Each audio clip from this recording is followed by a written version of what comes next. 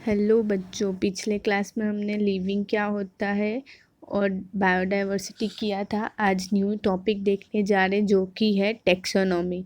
सबसे पहले टैक्सेस क्या होता है, तो उसका मीनिंग होता है अरेंजमेंट या कैटेगरीज, और नॉर्मस मीन्स होता है रूल्स। तो ऐसी अरेंजमेंट जो रूल्स के बेसिस पे हुई हो उसको टैक्सोनॉमी कहते हैं।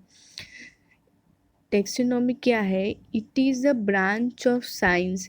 ये साइंस की एक शाखा है, एक ब्रांच है विच डील्स विथ द, जो कि डील करती है आइडेंटिफिकेशन, नोमेनक्लेचर और क्लासिफिकेशन। तो टैक्सोनॉमी एक साइंस का ब्रांच है जो कि classification, identification, nomenclature of living organism करती है। किसी भी ऑर्गेनिज्म को ढूंढती है, उसका नाम ले रखती है, क्लासीफाई करती है। ये सब जो चीज़ें करती हैं वो है टैक्सोनॉमी। अगर एग्जाम्पल लेते, आपने एक एनिमल को देखा, फिर आपने उसको आइडेंटिफाई किया वो टाइगर है, फिर क्या करोगे? आप उसको नाम दोगे रूल्स के बेसिस पे, तो फिर उसको फर्दर क्लासीफाई करोगे। तो क्या हो गया? टैक्सोनॉमी की हेल्प से ही हमें पता चलता है। सबसे पहले आपने आइडेंटिफाई किया, फिर उसका नोमेनक्लेचर किया, फिर क्लासीफाई करेंगे। अब टैक्सोनॉमी हमें देख पढ़ना क्यों है, क्यों टैक्सोनॉमी इम्पोर्टेंट है? तो अब देखते हैं इम्पोर्टेंस ऑफ टैक्सोनॉमी। तो सबसे पहले taxonomy provides method of classification of organism. Taxonomy हमें एक मेथड देता है क्लासिफिकेशन के लिए, एक तरीका देता है किसी भी ऑर्गेनिज्म को क्लासिफाई करने के लिए। दूसरा जो पॉइंट है वो है it makes study of organism systematic and scientific. किसी भी चीज़ की जब स्टडी करते हैं तो सिस्टमैटिक और साइंटिफिक वे में होती है। इसकी वजह से जैसे पहले उसको क्लासीफाई नेम देंगे आइडेंटिफाई करके, फिर क्लासीफाई करेंगे, नॉमेनक्लेचर करेंगे, तो एक सिस्टम बन गया, सिस्टमेटिक वे में हुआ। तीसरा है knowledge of taxonomy helps in providing information about bio resources. अब बायो रिसोर्सेज क्या होता है बच्चों? जो भी रिसोर्सेज, जैसे एग्जांपल ले लिया, मेरे एरिया में बहुत ज़्यादा नीम है तो वो एक बायो रिसोर्सेज हुआ। तो जो भी बायो रिसोर्स, इसकी वजह से जो हमें आसपास की चीज़ों के बारे में नॉलेज रहता है टेक्सोनॉमी की वजह से, तो हम उस चीज़ों का बहुत अच्छे से यूज़ कर सकते हैं। नॉलेज होता है हमारे आसपास के बायो रिसोर्सेज और उनकी डाइवर्सिटी का। उसकी वजह से जब हमें पता रहता है, जैसे एग्जांपल लिया नीम, मेरे एरिया में नीम बहुत ज़्यादा है तो मैं नीम का यूज़ कर सकती हूँ। मुझे उस चीज़ का इन्फॉर्मेशन है और मुझे ये भी पता रहेगा कि ये नीम के ऊपर कौन से ऑर्गेनिज्म रहते हैं, कौन से नहीं। कौन टेक्सोनॉमी से पता रहता है ऑर्गेनिक कौन से डिसीज़ कॉज कर सकता है, कौन से ऑर्गेनिजम्स हैं हमारे एरिया में। फिर देखते हिस्ट्री ऑफ टेक्सोनॉमी। तो कार्लस लिनैनस ने सबसे पहले टेक्सोनॉमी ढूंढा था, या उन्होंने ये वर्ड दिया था। उनको फादर ऑफ टेक्सोनॉमी कहा जाता है। उन्होंने अपनी बहुत सारी बुक लिखी है, जैसे प्लांटेरस, फिर एनिमल्स के ऊपर लिखी है, सिस्टेमा नेचर, बहुत सारी बुक्स लिखी है।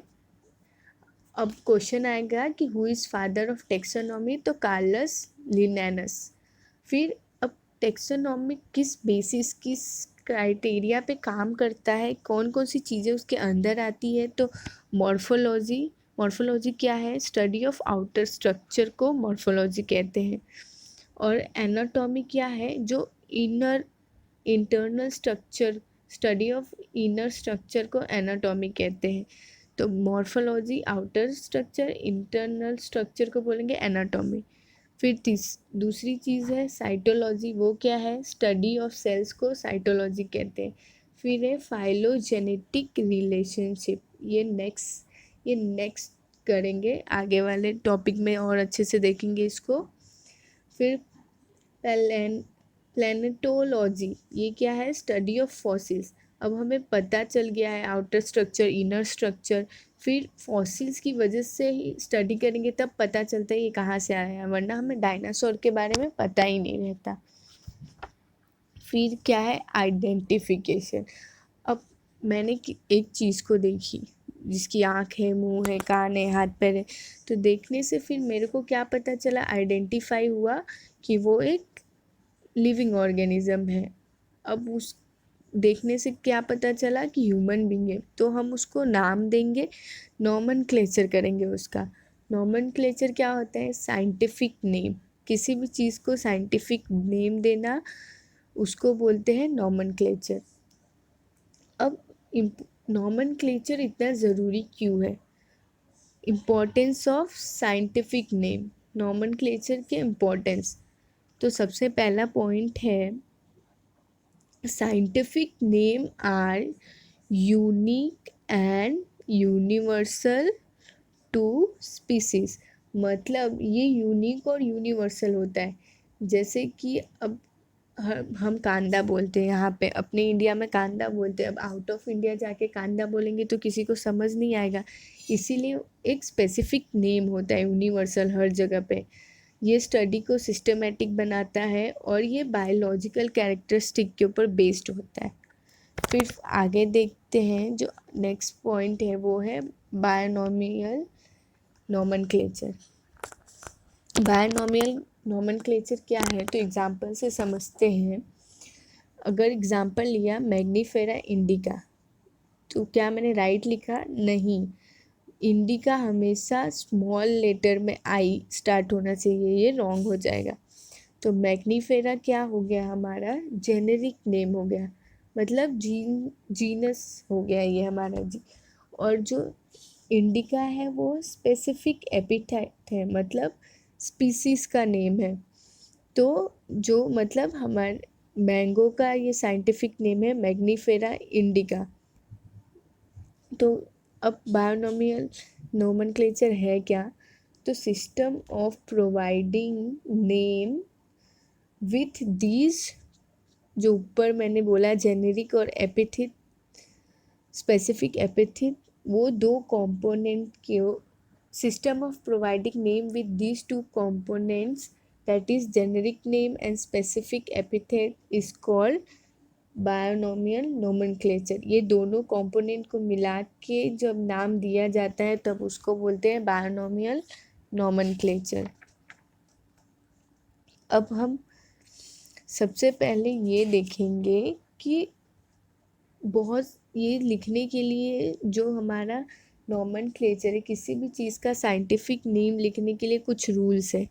ये रूल्स किसने बनाए हैं, तो ICBN, जो कि है international code for botanical nomenclature. आप देख सकते हैं ICBN फॉर बोटेनिकल नोमेनक्लेचर, और दूसरा है जो कि है ICZN, international code for zoological nomenclature. ये दोनों जो हमारे ग्रुप ऑफ लोग हैं, इस जो ये बोर्ड है वही नेम देता है, यही रूल्स बनाए इन लोगों ने।